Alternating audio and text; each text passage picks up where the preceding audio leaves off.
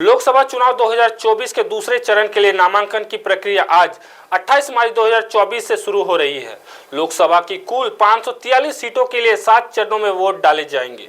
पहले चरण के तहत अलग अलग राज्यों में 102 सीटों के लिए 19 अप्रैल को वोटिंग होगी। पहले चरण के लिए नामांकन की आखिरी तारीख खत्म हो चुकी है। हालांकि अभी उम्मीदवारों के पास नाम वापस लेने का समय है।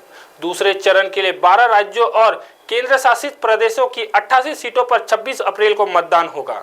चुनाव के नतीजे 4 जून को जारी किए जाएंगे। सरकार बनाने के लिए किसी भी पार्टी के पास 272 सांसदों का समर्थन जरूरी है। दूसरे चरण में 13 विधानसभा सीटों पर भी मतदान होना है। भारतीय निर्वाचन आयोग के मुताबिक जिन सीटों पर दूसरे चरण में मतदान होना है वहां नामांकन के लिए आखिरी तारीख 4 अप्रैल है। वहां नाम वापस लेने की आखिरी तारीख 6 अप्रैल है।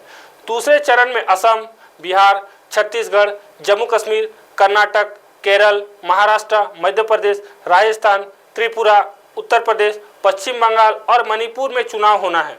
लोकसभा चुनाव 2024 के लिए 7 चरण में मतदान होना है।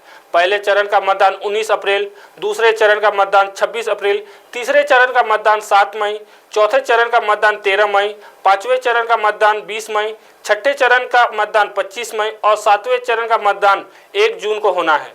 चुनाव के नतीजे 4 जून को आएंगे।